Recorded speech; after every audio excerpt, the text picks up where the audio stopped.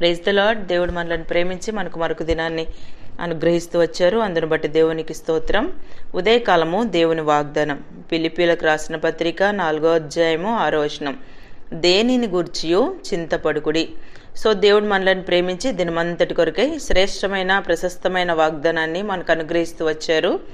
దేనిని గూర్చియు చింతపడుకుడి అంటే ఉదయకాలం దేవుడు మనకి జ్ఞాపకం చేస్తున్నాడు. దేనిని గూర్చియు చింతపడుకుడి.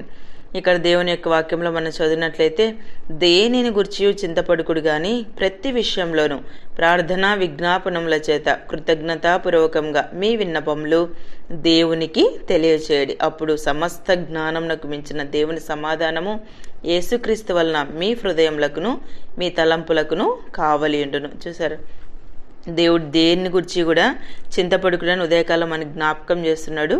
అంటే ప్రతి విషయంలో కూడా ప్రార్థనా విజ్ఞాపనల చేత మనము దేవునికి ఆ విషయాలు తెలియపరుస్తూ వచ్చినప్పుడు సమస్త జ్ఞానంకు మించిన దేవుని యొక్క సమాధానం అంటే అలాంటి గొప్ప దేవుణ్ణి, అలాంటి సజీవుడైన దేవుణ్ణి, సమస్త జ్ఞానంకు మించిన దేవుని యొక్క సమాధానాన్ని కలిగి ఉన్నటువంటి మన జీవితంలో దేవుడు మనం ఆలోచించేటువంటి ప్రతి దాన్ని కూడా ఆయన ఎరిగినటువంటి దేవుడు. ఆయన సమస్తాన్ని చూసినటువంటి దేవుడు. సో అలాగున్న దేవుడు మనకు అన్ని విషయాల్లో కూడా మనకి కావలి ఉంటాడని ఇక్కడ దేవుని యొక్క వాక్యంలో రాయబడుతూ వచ్చింది. సో మనలను సృజించినటువంటి దేవుడు మనం ఆలోచిస్తున్న ప్రతి విషయాన్ని కూడా ఆయన గమనిస్తున్నాడు. అందుకే దావీదు తన కీర్తనల్లో ఒక మాట అంటాడు, నాకు ఆలోచనకర్త అయిన దేవుని స్తుతించదనని. అంటే ఆలోచన విషయంలో దేవుడు గొప్పవాడు. మనం జరిగించేటువంటి అంటే మనం చింతించేటువంటి ప్రతిదీ కూడా ఆయన ఆల్రెడీ ఎరుగును. సో ఉదయకాలం అలాంటి దేవుని మనం కలిగి ఉన్నప్పటికీ ఏవేవో అంటే పరిస్థితులను బట్టి ఉదయకాలము నీవు ఆలోచిస్తూ చింతపడుతూ ఉన్నావేమో దేవుడు జ్ఞాపకం చేస్తున్నాడు, దేనిని గూర్చియు చింతపడొద్దని. లూకాసు వార్త 12వ అధ్యాయము 26వ వచనం అని చదివితే, కాబట్టి అన్నిటికంటే తక్కువైనవి మీ చేత కాకపోతే తక్కిన వాటిని గురించి మీరు చింతింపనేలా అంటే కదా. మనం కొన్నిసార్లు దేవుడు అన్నీ ఇచ్చింటాడు సమృద్ధిగా, కానీ ఇంకా ఏవో కావాలి, అవి కూడా నాకు నింటే ఎంతో బాగుండును అని మనం అనుకుంటాం. దాని గురించే మరి విశేషంగా ఆలోచిస్తూ ఉంటాము, చింతిస్తూ ఉంటాము, బాధపడుతూ ఉంటాము.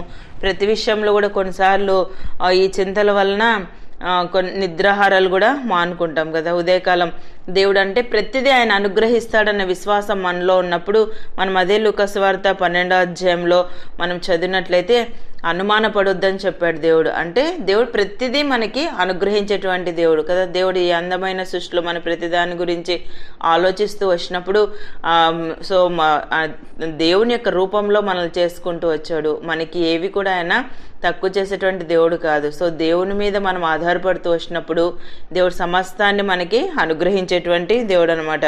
మొదటి పేతురు రాసిన పత్రిక 5వ అధ్యాయం 7వ వచనం చదివితే, ఆయన మిమ్మును గూర్చి చింతించున్నాడు గనుక మీ చింత యావత్తు ఆయన మీద వేడి. కింద ఫుట్ నోట్లో అక్కడ లక్ష్యం ఉంచుచున్నాడు అని రాయబడి ఉంటుంది.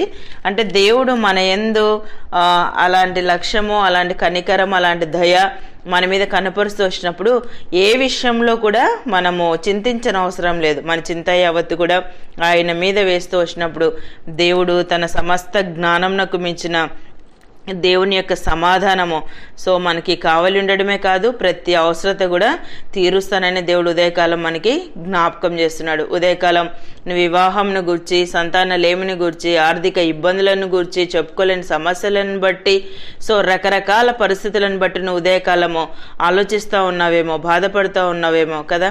ప్రతి మనిషి జీవితంలో ఈ భూమి మీద జన్మించిన ప్రతి ఒక్కరూ ఏదో ఒక చింత, ఏదో ఒక బాధ, ఏదో ఒక దిగులు, ఏదో ఒక విచారం చేత ప్రతి ఒక్కరం ఉంటాం. కానీ మనలో సమస్త జ్ఞానంకు మించిన దేవుణ్ణి నేను కలిగి ఉన్నానన్న గొప్ప విశ్వాసం మనలో ఉన్నప్పుడు దేని గురించి కూడా మనము ఆలోచించాం.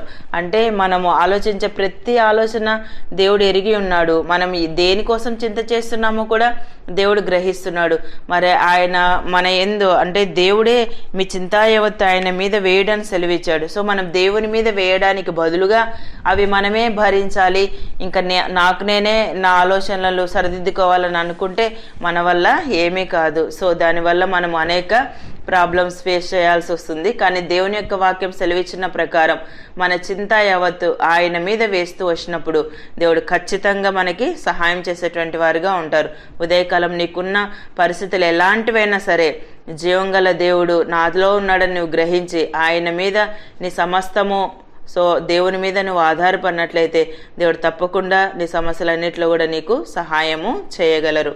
ఉదయకాలం దేవుడు అనుగ్రహించిన ప్రశస్తమైన వాగ్దానం మన జీవితానికి మనం అన్వయించుకొని ముందు కొనసాగినట్లు ప్రభు మనందరికీ సహాయం చేయనుగాక. ప్రార్థన చేసుకుందాం.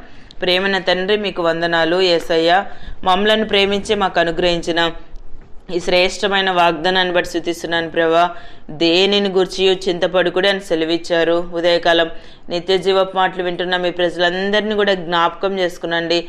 వారికున్న చింతలు, వారికున్న బాధలు మీరు సమస్తాన్ని ఎరుగుదురు ప్రభా. ప్రతి విషయంలో కూడా మీ యొక్క సహాయాన్ని అందించి మీరే కృప చూపిస్తూ రావాల్సిందిగా కోరుకుంటూ యేసు ప్రభు నామమున ప్రార్థిస్తున్నాను తండ్రి. ఆమెన్.